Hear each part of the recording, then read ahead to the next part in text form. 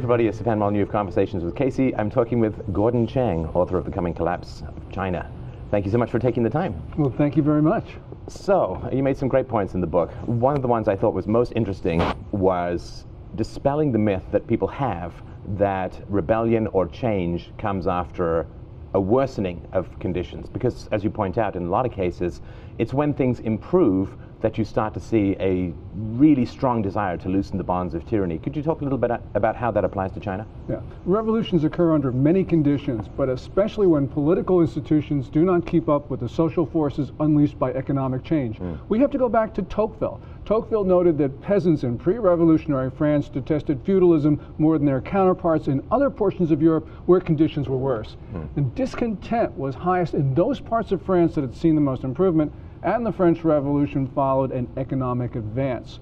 You know, and Chinese leaders, they shouldn't say, well, oh, Tocqueville was 18th century France, another continent, another century, because we saw all these same trends play out in late 20th century Thailand, and more important, in the Confucian societies of South Korea a mere 2 decades ago, and in the Chinese-dominated society of Taiwan a little bit later.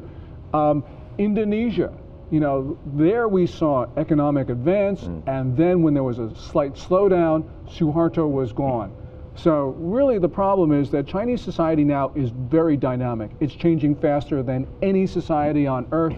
And essentially what's going on right now is that most Chinese people believe that a one-party system is no longer appropriate for a modernizing society. That's very dangerous for the Communist Party because although people are intimidated, it also means that when fear is gone, for whatever reason, then the regime can't last. Yeah, it's also struck me that after the liberalization of the economy, you get a multiplicity of choice in Chinese society, which does not match the one-party political system. You have so many choices about what to buy, what to build, what sort of entrepreneurial activity to pursue. But then you got this one-party system that no longer fits. You have no choice about the political system, and that really is a problem. Nicholas Kristof, the New York Times columnist, said, you know, he went to some place, backwater city in Manchuria, and he saw that there were like 15 different types of coffee that people could buy, but they only got one Communist Party. You know, people say, for instance, you know, like places like North Korea, you know, have to be unstable, and in a certain sense they are, but people there are too poor to resist. They don't have the means because they're spending all their time just trying to survive. So I think the North Korean regime, as bad as it looks, is probably more stable than China, and China is obviously so much more profitable and so much more dynamic and rich and prosperous than poor North Korea, but I think that China is less stable, and that's because in China people are starting to get into their minds that they got choice. One of the things that I've always been curious about is, according to classical Marxist theory, Marxism was supposed to take root among the disaffected and disenchanted proletariat of the industrialized West. Didn't happen at all. Of course, it tended to infect the most rural, the most agrarian, and in some ways the most backward societies, at least philosophically and economically. Do you think there was something, excuse me, in China that, or in the Chinese culture that led it to be more susceptible to Marxism than other places? I actually don't know. I mean, that's a terrific question. It goes to the heart of so many issues. The real problem is that China was a turbulent society in the 20th century. They had their first revolution in their history 100 years ago in 1911. And that just sort of destabilized society. Chiang Kai-shek's nationalists, the Republic of China, couldn't hold society together. So China was inherently unstable at that point.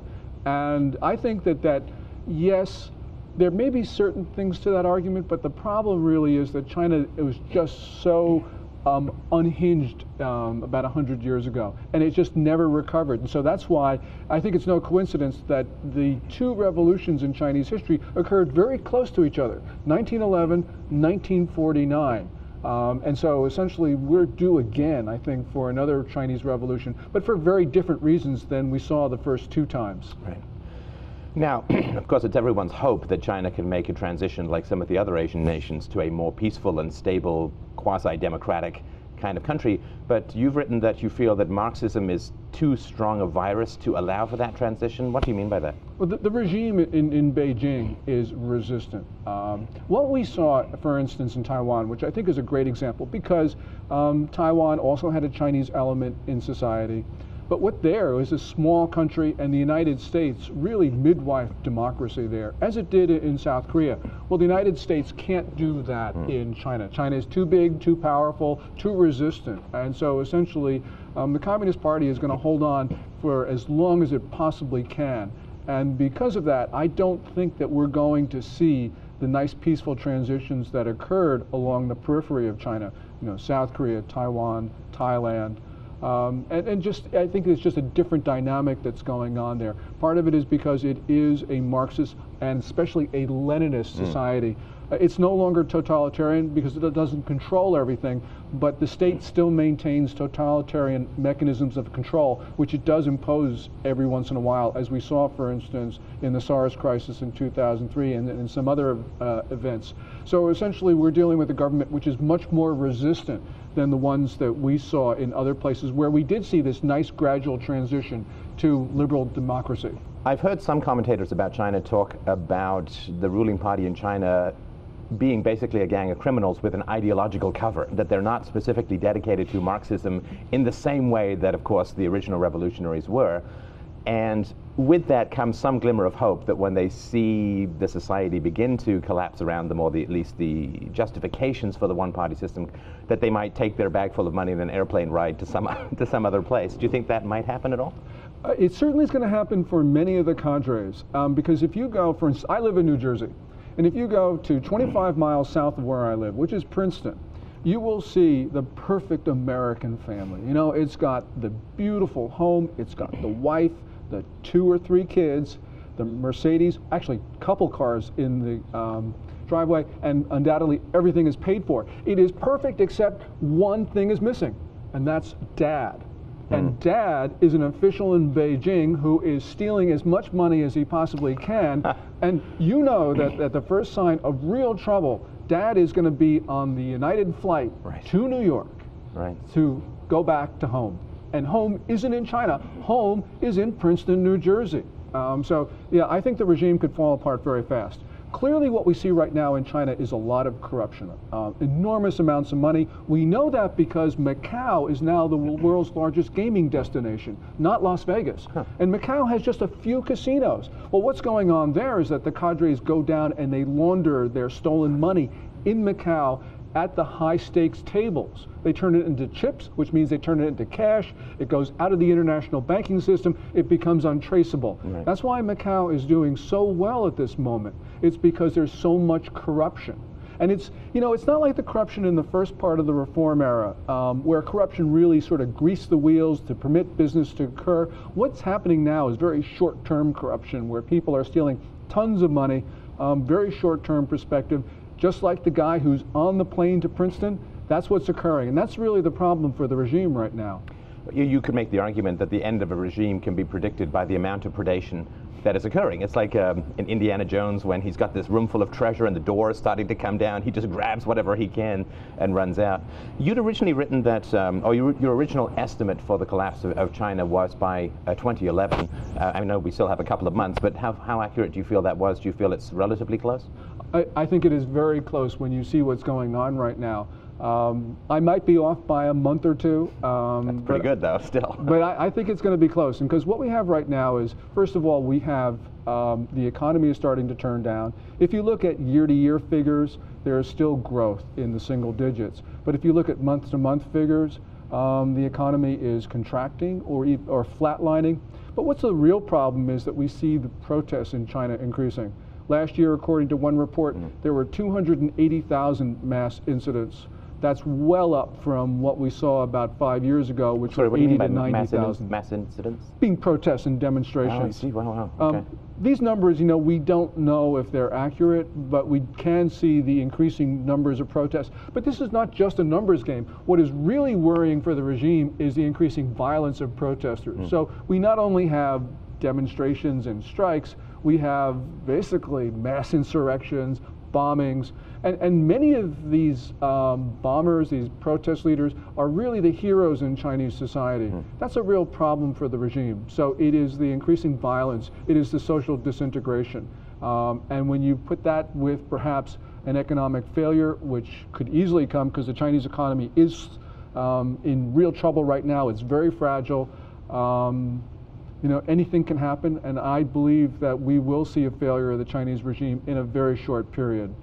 Yeah, I mean, the lag of information, at least to the average Westerner, is quite high, and so everyone thinks that China is still growing like gangbusters, but there seems to have been a shift over the last decade from allowing people to operate in the free market to traditional socialist, big project malinvestment, you know, the ghost cities and all that kind of stuff. Is that where you think the source of the economic dislocations is going to come from? Just that inevitable Austrian correction for malinvestment? Yeah, there's definitely it's going to happen.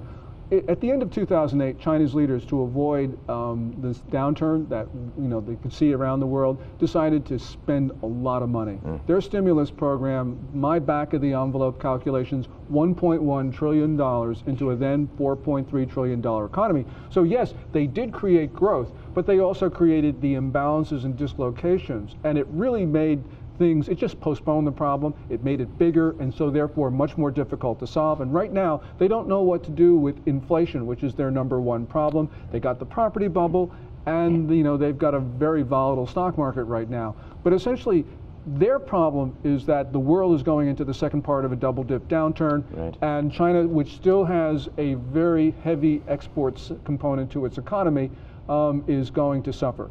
Last year, 149.2% of China's overall trade surplus related to sales to the United States. If you look at the United States and think that consumers aren't going to support the Chinese export industries, I think you're probably right, because this time we really are tapped out. And that's why this is Christmas season right now in China, but cargo volumes are well down, cargo rates are off.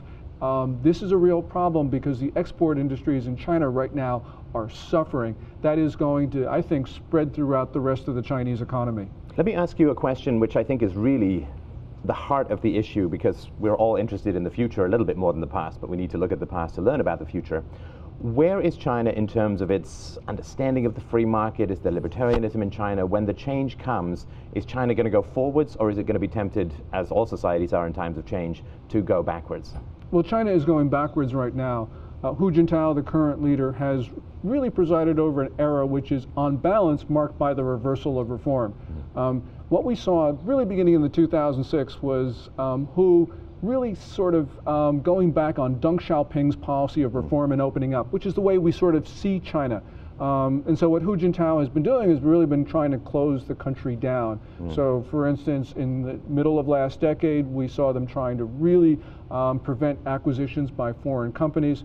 But renationalization started to pick up steam when we saw the National Social Security Fund and China Investment Corp, which is the sovereign wealth fund, actually go into the Chinese stock market and buy up shares that once were held by private parties. So this is the renationalization started, and then at the end of 2008 with the stimulus program, all of this state money, whether directly or indirectly through the state banks, went into state enterprises and a state-sponsored infrastructure, and the private sector has really, really been hurt. So what we have is a renationalization of the Chinese economy, and I believe that that will continue because there's really nothing to stop it. What we have right now is a political system that has become almost frozen because they have a political transition at the end of next year. I don't think they'll actually make it till 2012 in October, when they're supposed to have their 18th Party Congress, which is in the fall. But you can see no one is going to be there arguing for liberalization. Liberalization has been off the table now for about 3 or 4 years. It's really hard to see them going back to it unless they think that they're going to lose power. But by that time, it's going to be too late. They will not be able to liberalize fast enough to sort of create the economic growth which has been underpinning the Communist Party. These guys are gone. Well, I would argue, though, that the key to change in the future is the general population's perception of what is causing the problem. So, of course, here in America, you get enormous amounts of propaganda that the economic collapse was caused by the free market, was caused by deregulation. In China, is the general population's view that, like when economic collapse hits, is their view, do you think, going to be that it was the government that caused it, or is it this was the result of us playing around in the free market? The governments, we really don't know what the Chinese people think because the Chinese government doesn't allow us to think. We can sort of show, though, what the Communist Party is trying to do, which is blame everybody else. And they've done that already, talking about what's going on around the rest of the world, the global downturn.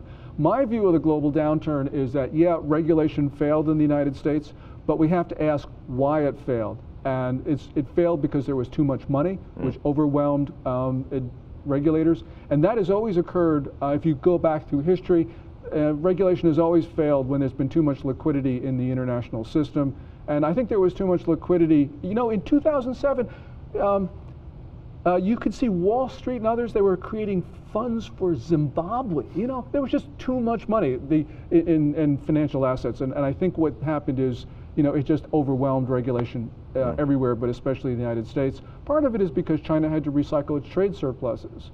And the reason why they had trade surpluses was because they were manipulating the value of their currency. Right. The Chinese are not the only culprit for too much liquidity 3-4 years ago, but they certainly were the new factor. Right.